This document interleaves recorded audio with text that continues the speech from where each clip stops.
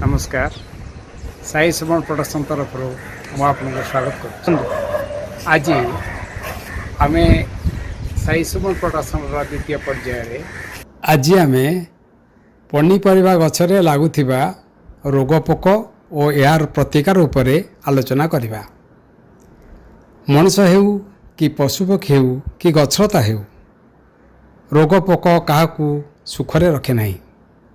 टिकिए सुविधा सुजोग देखिले से माने एमिति पशि आसती जे थरे आसीगले आउ जीवाकू ना धरंतेनी। ए गला रोगपोक मानकर कथा आपण मैंने देखिथिबे।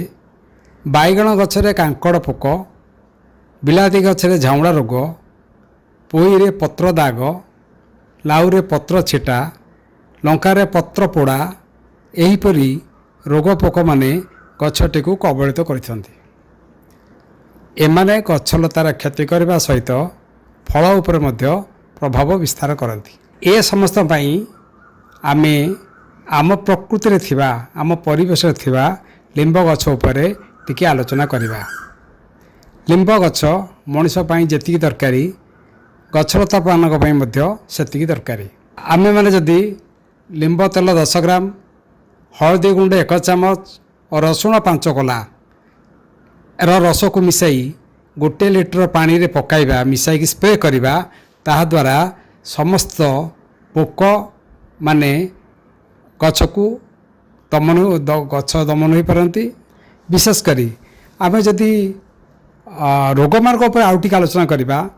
जदि आम पाखे लिंब तेल नहीं, जदि आम पाखे लिंब तेल नहीं ताले लिंब पत्र केराए आम बाड़ी आनी गछरू आनी लिंब पत्र केराए, रसुण 5 कला और कंचा लंका 10टा ये 3टी जिनिस को मिश्रण करी छाणी जदि आम 1 लिटर पानी मिसे स्प्रे करवा ताहले जेकोसी रोग होना कहीं आमर गछ गुड़ी को सुरक्षित रखा संगे संगे यार क्षति करि पारि न थाए।